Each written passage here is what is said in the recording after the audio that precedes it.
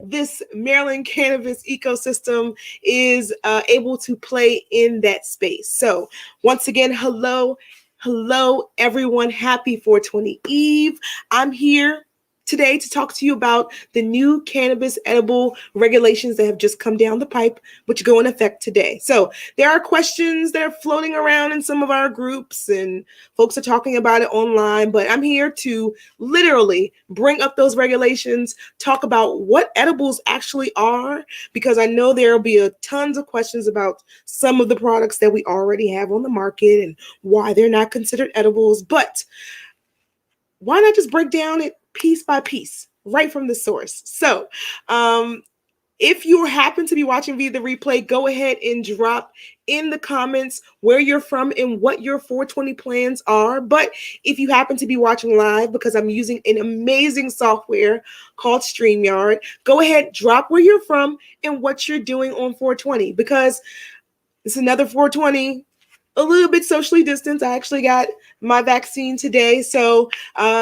things may change as far as some of the things I want to do, but what won't change is the fact that I will continue to wear a mask, right? Tomorrow for 420, I look forward to actually going to one of my local dispensaries. I'm not going to say which one, but I'll be sure to share on our socials along with you all sharing what your 420 plans are. And then I want to go to Costco because I want to look at some adult things, like dustpans, trash cans, all of those things. Anyway, before I forget, I want to let you all know about Explore Maryland Cannabis Week. So today actually kicks off Explore Maryland Cannabis Week, which is our annual celebration of all things in our Maryland cannabis ecosystem. So what I'm actually going to do is pull up that website so you know exactly what's going on. All righty. Full screen me. So this is Explore Maryland Cannabis Week. Of course, it is happening all week long. Today, it's not too late to register for our Inquire to Hired workshop. If you're looking to prepare yourself to become a part of the cannabis workforce, be sure to check out our Inquire to Hired workshop. Day 2, 420. We've got our game night featuring Maryland cannabis trivia. So if you think you know all that has to do with Maryland cannabis, pull up with some of your friends to our actual 420 event, of course. Our game night, our Maryland cannabis trivia night. This is offered for free for our members, our ambassadors, our supporters. You can also join and become a part of the membership. We'll talk about that later. But tune in, game 2, $5, got 5 on it, or day 2, come on through. Day 3 is our Cannabis Night In. It is our small business networking. It is the way in which we want our small businesses, our professionals, our industry folks to keep that energy moving. So Cannabis Night In is just a way to showcase that. If we weren't in for a year, I'm sure this event would be out somewhere, but until that happens, we have Cannabis Night In. So make sure that if that is something of interest to you, you check out. And then, of course, our end of the month Cannabis Community Conversations. The topic this month is Cannabis Saves Lives. We hope to gather some of your stories about cannabis. I'll talk a little bit about, my journey to cannabis and, what brought me to building this organization. And I'm looking forward to hearing from everyone as it relates to sharing their stories. So I'm going to go ahead and hop back on because that's Explore Maryland Cannabis Week. Super excited about that. Of course, let's go ahead and just dive in. If you have just clicked on by miraculous, somebody sent you the link. Today we are talking about the edible regulations that just went into effect today. So what I'm going to do is share the original document because why not? And then I've got a video for you, just like a teacher. Don't even worry about it. It will be exactly what you want. So this is the top of the document. The MMCC website actually has a few different bulletins around products, around packaging and labeling, which I'll talk about at another time. Today, we're talking about edible cannabis and some of the dosage information around that guidance. But This is all available on the MMCC's website, which looks great, folks. Those who are working hard over in the Maryland State IT Government Department, thank you for cleaning that up. Some of the files are a little bit missing though, but for the most part, it looks great. All right, so let's talk a bit about these regulations, right? So right out of the jump, this is a guidance, right? So when we talk about, let me split my screen here. When we talk about regulations, regulations are just a way for law and policy to be enacted. So for those who aren't familiar with the edible battle, right, there has been just talk around edibles. When the original program was introduced, there weren't certain pieces there. Regulations were posted. They were placed for public comment earlier last year. The regulations are now in full effect as of April. And I will tell you this from someone who has researched different states, different medical programs. These regulations are in line with a traditional medical program. Now, that's not to say there are some gaps, loopholes, and pieces that could have been worked out a little bit more, but we look forward to working through these regulations because I do not believe that they are set in stone. I think that decisions in places and amendments can be put into place. But as of right now, this is an acceptable edible regulation, especially the way that the guidance is laid out. So just off a break, they are explaining what an edible cannabis product is, and it's there in black and white, right? It is a medical cannabis product that is intended for human consumption by oral ingestion. So we all know that an edible typically is something that you eat, right? When people think about edibles, they think about typically food products. In Maryland, though, we've had some really interesting ways of going about cannabis edibles, cannabis chews, right? So they break down even more, for more detail, for those who have already been in the program and they understand and have seen different products. They let you know there is a difference between a medical cannabis infused product and an edible cannabis product. And they lay it out in a beautiful, being sarcastic, table there, which basically lets you know that a medical cannabis infused product is typically a topical, a suppository, a patch, a vape cart, something that is orally ingested, but it doesn't contain food products, or a tincture, right? Or anything that is approved by the commission and recognized by the FDA as this form of medicine, right? An edible cannabis product is just a medical cannabis product intended for human consumption by oral ingestion. So the difference between these two is they don't contain cannabis concentrates. So when you think about the RSO, when you think about the butters, the batters, the resin, the rosin, all of those things, the things that are actually processed, right? It doesn't include cannabis infused products, which I actually had to send a formal email over because it seemed a little bit more like they wanted to say something else there.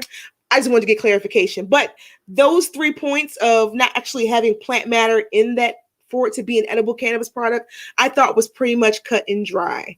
This document also then continues to go on. It talks a bit about tinctures and exactly where you can find it in COMAR. Now, if you aren't familiar with COMAR, COMAR is what governs our laws in Maryland. It's the Code of Maryland. I always get it wrong, but it's the Code of Maryland and regulations, right? So basically, every law that has been passed, it's been amended, that's been placed on the books. This is the book per se. So when you are looking for, exactly how the medical cannabis program is laid out in legalese, to be very honest, you find that all in COMAR.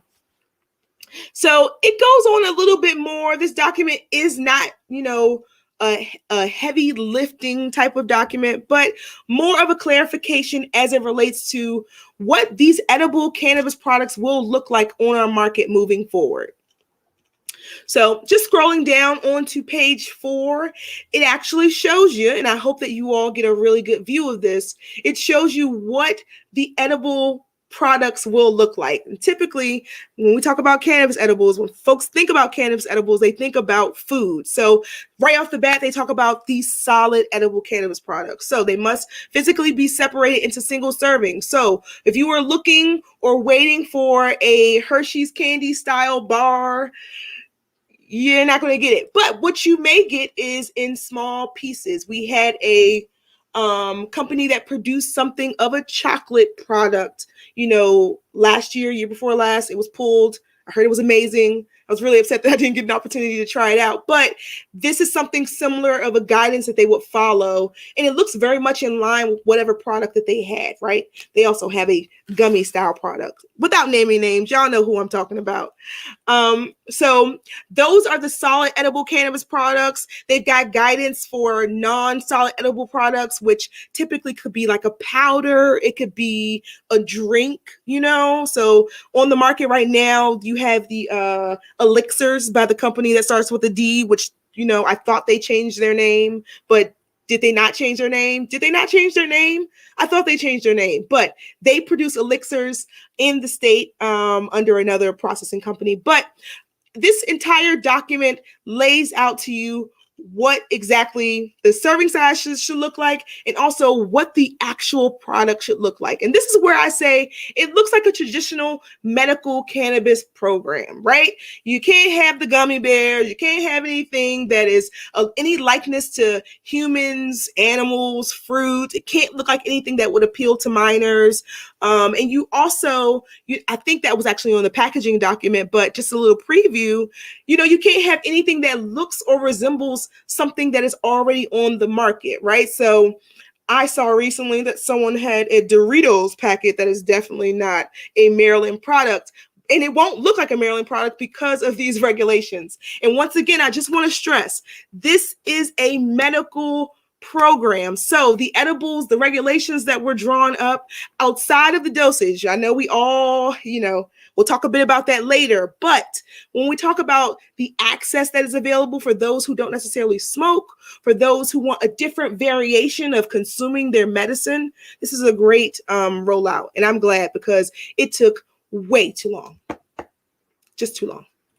All right. As I wrap up the end of this document, there's a few things that I wanted to point out. One, you can see that the product, essentially cannot be made in anything that contains meat, seafood, unpasteurized eggs, or any unpasteurized dairy. And of course, it can't be an alcoholic beverage, so there won't be any crossfading here. Just letting y'all know that. The second to last thing I wanted to talk about was the dosage requirement. So this is where a lot of folks got a little upset because of what was laid out. And once again, I want to tell you, I've seen many markets.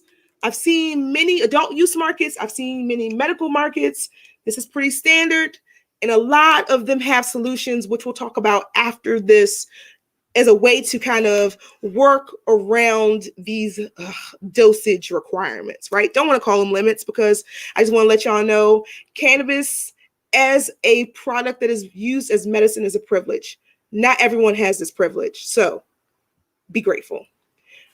Let's talk about the serving size. So at the end of the day, edible cannabis products, we're talking about those that, are consumed through ingestion, may not have more than 10 milligrams of Delta-9 THC, right?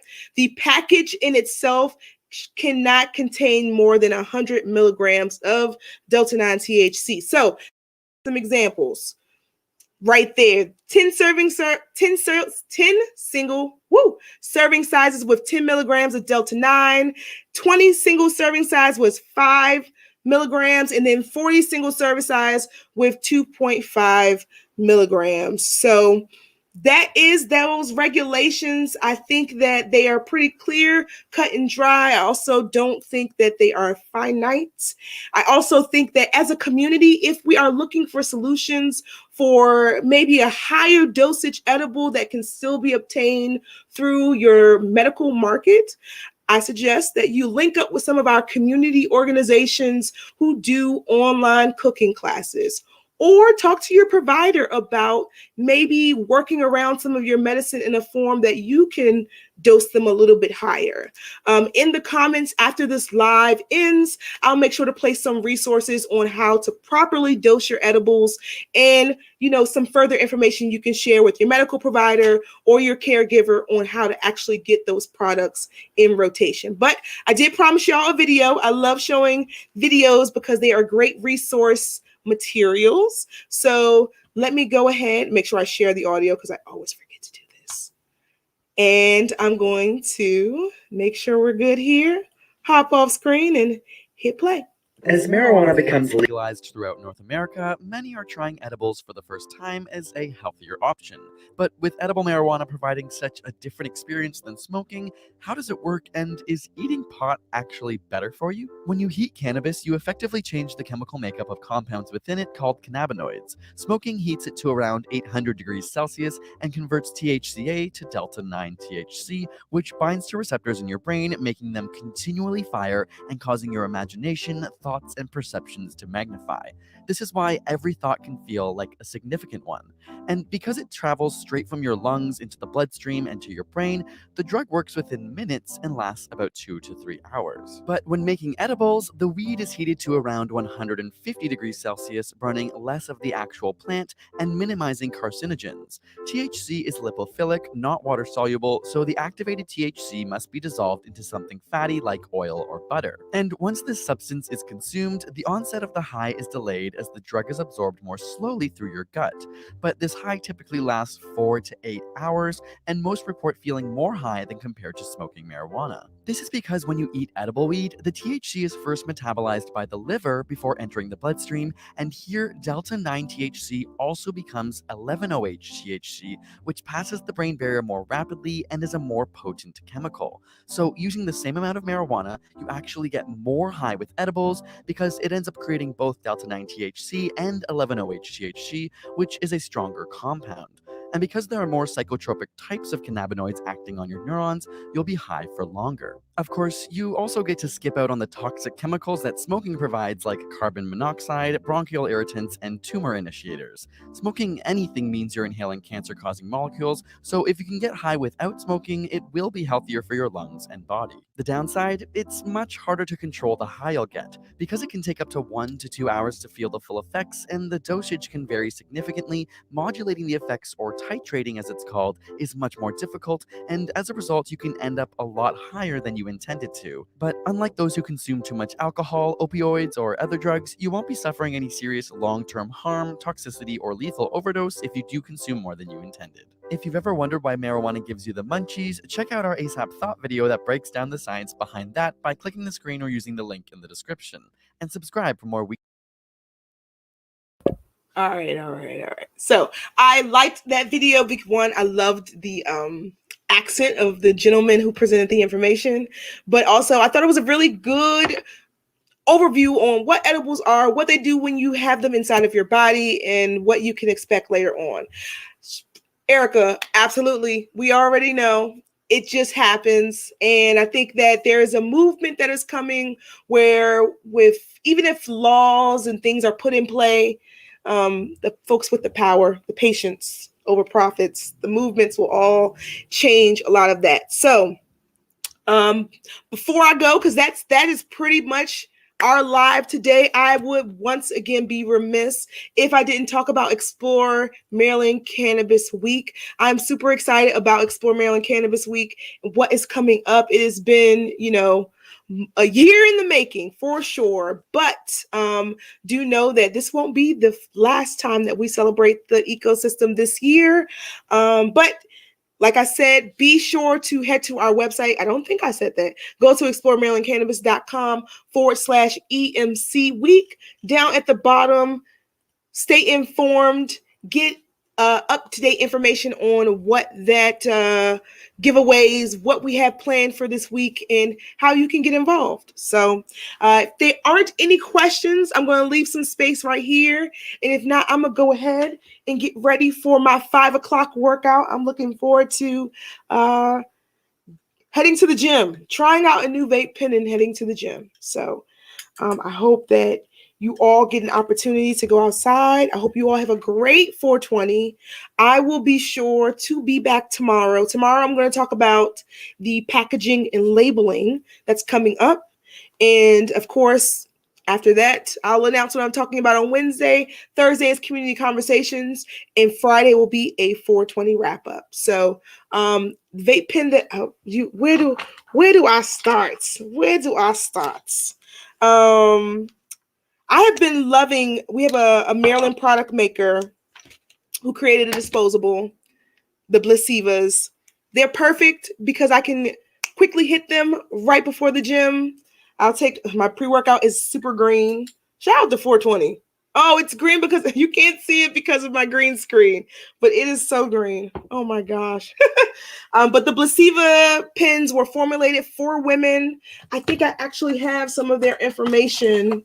And they come in a few different specifications. Let's see the packaging. Blessiva. They are made by they're produced by MPX Extracts, which is a producer here, but they come straight out of Greenhouse Wellness, which is a woman-owned dispensary here in Maryland. One of my favorites, and I can't wait. That's one of the places I will definitely be at tomorrow. So I got an opportunity to try their line of Blessiva pens. They have one for Soothe, one for Balance, one that's really CBD heavy, one that's more THC heavy, but perfect on the terpenes. I love it. I love it. And I think they should have them on sale this week. So if you're in Maryland, be sure to check them out. But until then, I will see you tomorrow. I'll talk about packaging, labeling, what else you can expect for 420, and we'll just keep this party going. I hope you all have a safe and happy high holiday for sure. And if you are in Maryland, go ahead, shoot us a DM, shoot us some pictures and videos of what you're doing to celebrate. If not, you can always just shoot them directly to me, and I'll connect with you. So I hope you all do well. Let me sip this pre-workout and be out. So, all right. Thank you so much. I'll talk to y'all later. Be well, be safe, wear a mask.